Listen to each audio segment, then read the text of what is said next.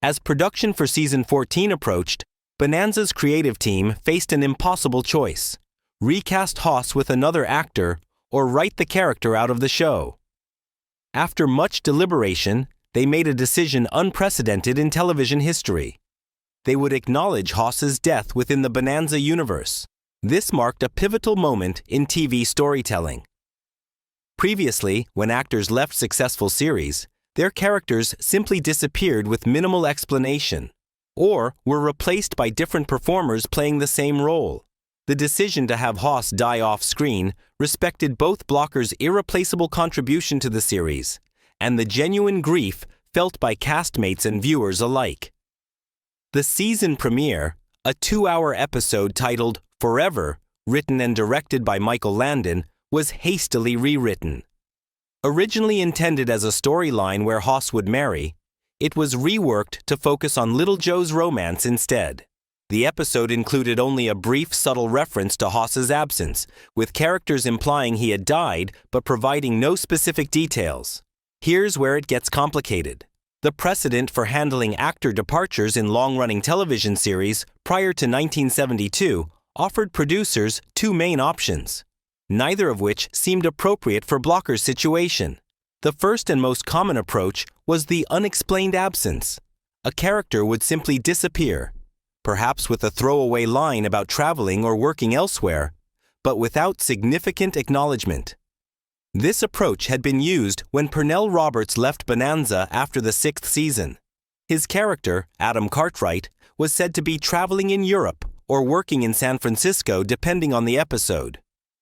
The second standard option was recasting, replacing the departed actor with a new performer in the same role.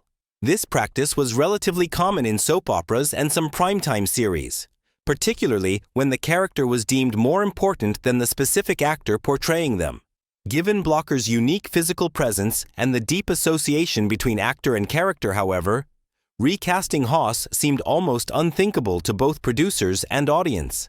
Facing these inadequate options, Bonanza's creative team, led by Dortort and Landon, pioneered a third approach, acknowledging a character's death as a response to the actor's real-life passing. This decision required tremendous sensitivity and execution.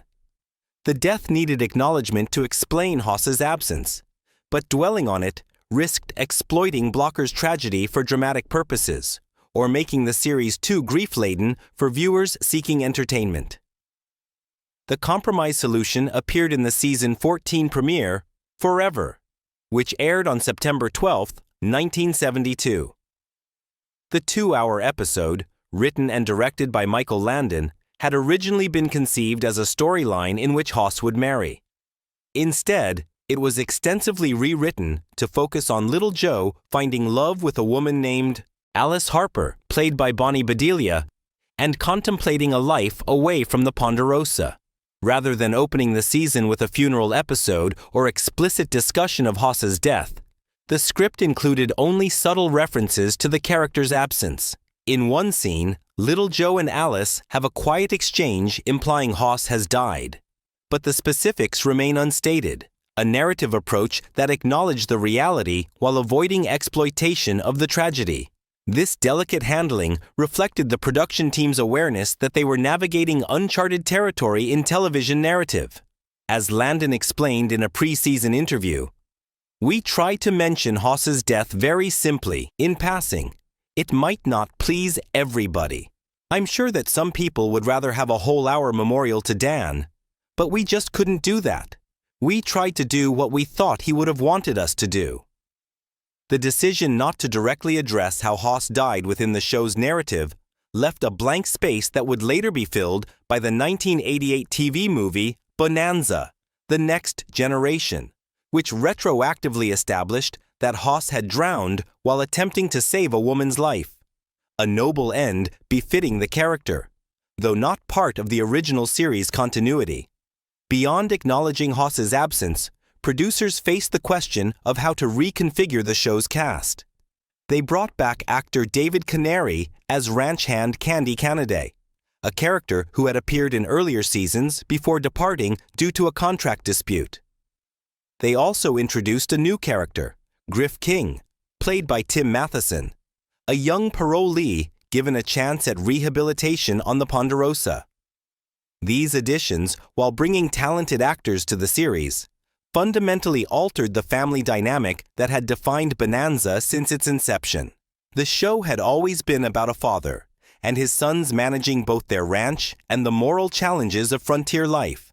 With only one son remaining, plus non-family ranch hands, the emotional core of the series was irreparably changed. The real reason Dan Blocker disappeared from Bonanza. When news broke that Dan Blocker, the beloved gentle giant from TV's Bonanza, had suddenly died at just 43 years old, fans were stunned. What really happened behind the cameras? Was it a contract dispute? Or something completely unexpected that blindsided even his closest castmates? Stick with us as we uncover the real reason Dan Blocker disappeared from Bonanza, and how his shocking absence changed television history forever. In the rugged landscape of 1960s television westerns, Bonanza stood apart. The story of Ben Cartwright and his 3 sons managing the sprawling Ponderosa Ranch near Virginia City, Nevada captivated American audiences every Sunday night. Among the Cartwright brothers, Dan Blocker's character Hoss emerged as a fan favorite. The middle son, whose imposing physical presence was matched only by his gentle heart and good-natured personality, standing 6 feet 4 inches and weighing over 300 pounds, Blocker wasn't just playing a gentle giant. In many ways, he embodied the character.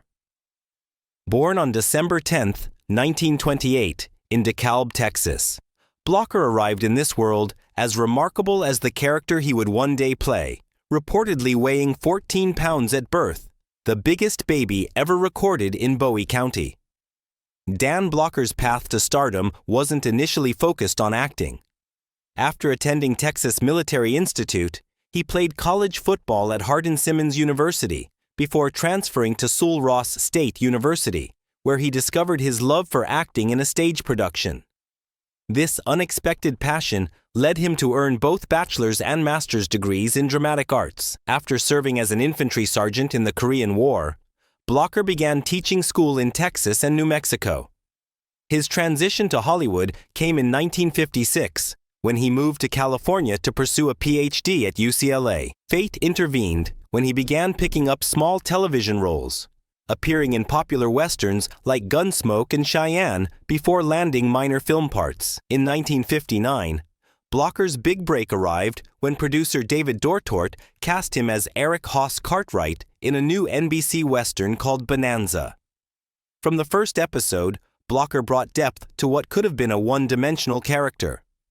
Though Hoss was initially conceived as slow-witted, Blocker, ironically the only cast member with an advanced degree, infused the character with warmth, humor, and authenticity that resonated with viewers. But that wasn't the whole story. As Bonanza soared to become television's #1 show in the mid-1960s, the pressure on its stars intensified. The series' grueling production schedule demanded up to 34 episodes per season, with workdays often stretching from 7 a.m. to 9 p.m., 5 days a week.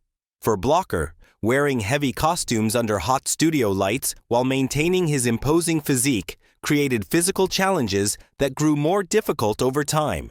The demands of fame brought other pressures as well. While Blocker remained humble and gracious with fans, the constant public attention took its toll. According to castmates, he sometimes struggled with the blurring line between his own identity and the beloved character he portrayed. As he told one interviewer, "It took until about the 5th season before I could fully separate myself from Hoss." Behind the scenes, Blocker's health began showing subtle signs of strain that few recognized at the time. The physical demands of the role, combined with long-term weight issues, created conditions that would later prove dangerous. While viewers enjoyed the Cartwright family's weekly adventures, Dan Blocker balanced his television career with a rich personal life. Married to his college sweetheart Dolphia Parker since 1952, he was a devoted family man to their 4 children, twin daughters Deborah Lee and Dana Lynn, and sons David and Dirk. Unlike his on-screen persona, Blocker was highly educated and politically engaged. He supported Democratic candidates, vocally opposed the Vietnam War, and used his platform to advocate for causes he believed in, activities that sometimes created tension with network executives concerned about alienating viewers.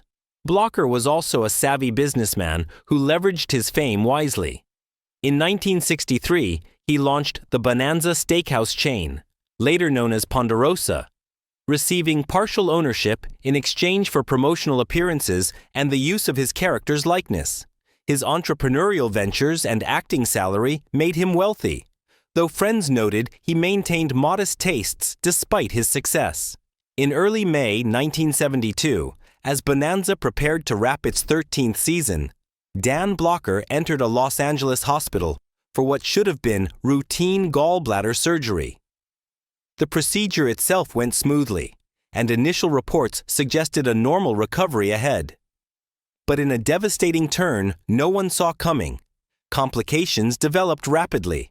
On May 13, 1972, just days after his surgery, Blocker suffered a pulmonary embolism, a blood clot that traveled to his lungs, blocking blood flow. The sudden massive embolism proved fatal.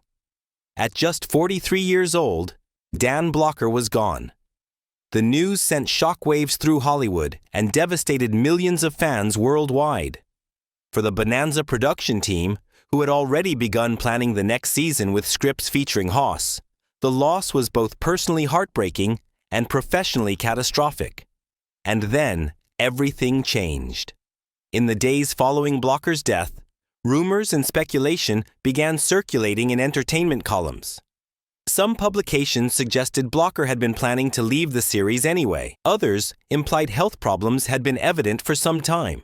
The reality, according to those closest to the production, was far simpler and more tragic. A routine medical procedure had resulted in a rare but devastating complication that no one could have anticipated. NBC executives and the show's producers faced an unprecedented situation. No hit television drama had ever lost a star of Blocker's prominence so suddenly. The network released a carefully worded statement expressing grief while assuring fans that the series would continue. But behind closed doors, serious doubts emerged about how, or if, Bonanza could survive without Hoss.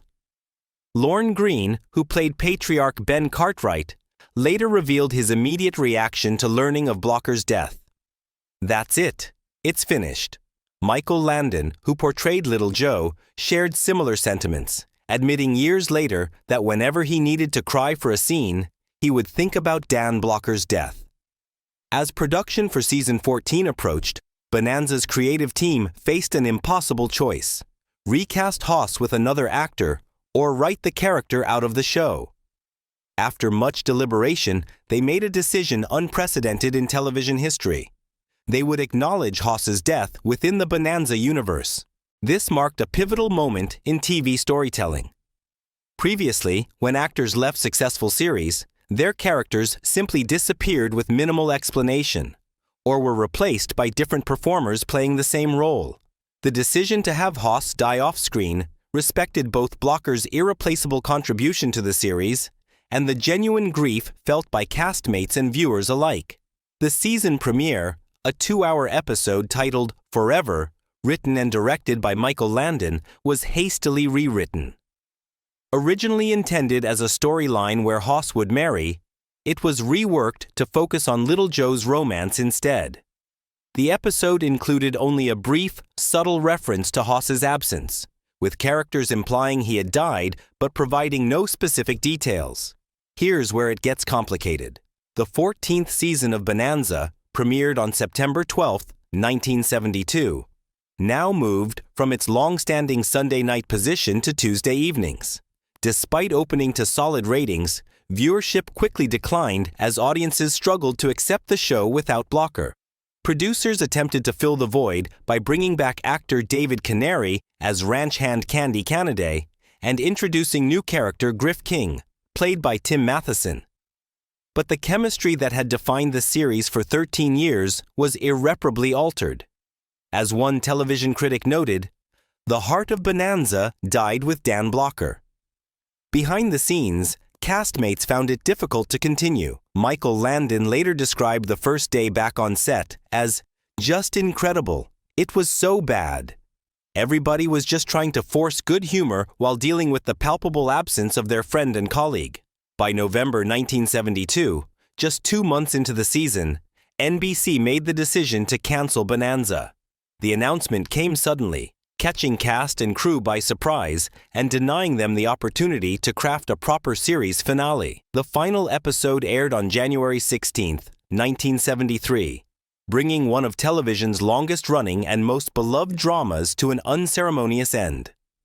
Following Bonanza's cancellation, the remaining cast members moved on to new projects. Lorne Greene starred in the science fiction series Battlestar Galactica, while Michael Landon achieved further success, creating and starring in Little House on the Prairie and Highway to Heaven. Dan Blocker's legacy lived on through his family. His son Dirk followed in his footsteps as an actor, appearing in series including Brooklyn Nine-Nine. His other son David became an Emmy-winning producer. The Blocker family maintained privacy about their loss, occasionally participating in Bonanza retrospectives, but largely keeping their grief private. Professionally, Blocker's business ventures continued to thrive posthumously. The restaurant chain he helped establish expanded nationally, keeping the Bonanza name alive in American culture long after the series ended. One of the most persistent misconceptions about Dan Blocker's departure from Bonanza involves how the Uigi show addressed his character's fate. Many fans believe Hoss's death was explicitly explained in the final season, but this isn't accurate. The series itself never provided specific details about how Hoss died, offering only vague references to his passing. It wasn't until the 1988 TV movie Bonanza, The Next Generation, that viewers learned Hoss had supposedly drowned while attempting to save a woman's life. A noble end befitting the character's heroic nature, but not part of the original series continuity. Another common misunderstanding concerns Blocker's education and intellect. While Hoss was portrayed as simple-minded but good-hearted, Blocker himself was highly educated, articulate, and politically engaged. In fact, he was the only cast member with a master's degree. More than 5 decades after his death, Dan Blocker's portrayal of Hoss Cartwright remains one of television's most enduring and beloved characters. Bonanza continues to air in syndication worldwide, introducing new generations to the gentle giant of the Ponderosa. Television historians point to Blocker's death and Bonanza's subsequent handling of his character's absence as a turning point in how TV dramas approach the loss of major characters. The decision to acknowledge rather than ignore or recast the role set a precedent that influences storytelling decisions to this day. In his hometown of O'Donnell, Texas, Blocker's memory is honored with a dedicated room in the local Heritage Museum and a memorial statue. The storefront of his family's old grocery store still bears the Blocker name, marked by a painted yellow cowboy hat, a quiet tribute to the local boy who became an international star. In today's television landscape, the sudden death of a lead actor typically triggers immediate public statements, social media tributes, and carefully planned memorial episodes. Production teams now have established protocols for addressing such tragedies, both behind the scenes and within storylines. When Dan Blocker died in 1972, television was still figuring out how to handle such unprecedented situations. The Bonanza team's decision to acknowledge his death rather than recast the role or create an elaborate exit story was revolutionary for its time, showing respect for both the actor and the audience's emotional connection to the character. Modern medical procedures have also evolved significantly. The post-surgical complication that claimed Blocker's life, a pulmonary embolism following gallbladder surgery, is now much more preventable thanks to improved surgical techniques, early mobilization protocols, and prophylactic treatments for high-risk patients. Dan Blocker's sudden disappearance from Bonanza reveals much about the entertainment industry's evolution and our changing relationship with television personalities. In an era before social media and 24-hour news cycles, the death of a beloved TV star created a unique form of collective grief, experienced individually by millions of viewers in living rooms across America. The decision to cancel Bonanza following Blocker's death despite attempts to continue the series, demonstrated the irreplaceable nature of certain performers whose connection with audiences transcends the characters they portray. As Lorne Greene observed, "Some people just can't be replaced." Television has become more sophisticated in addressing mortality both on and off screen. But the industry still struggles with the tension between commercial imperatives and respect for human loss. Blocker's legacy includes not just his memorable performance, but how his absence forced an entire medium to confront its approach to storytelling, grief, and authenticity. When Dan Blocker took his final bow from Bonanza in 1972, he left behind more than just a vacant spot at the Cartwright dinner table. The gentle giant whose warmth and humanity shone through the character of Hoss changed television forever, not just through his memorable presence, but through the poignant lesson of his absence. In life and in death, he reminded us that behind every beloved character stands a real person whose value cannot be measured in ratings points or contract negotiations, but in the genuine connections they forge with those who welcome them into their homes week after week. If this story shed light on a piece of television history that shaped how we experience our favorite shows, consider subscribing so you don't miss our next exploration of the real stories behind the screen. The truth behind our entertainment often reveals more about ourselves than we might expect.